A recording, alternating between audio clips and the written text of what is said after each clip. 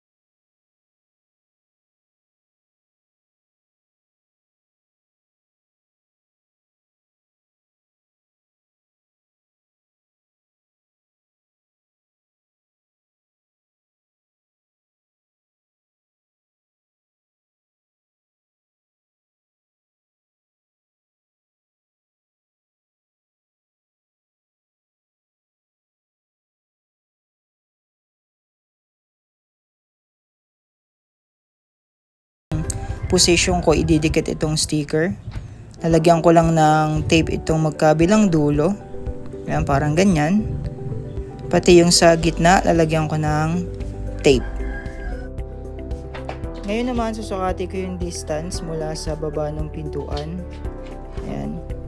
Para magpantay dito sa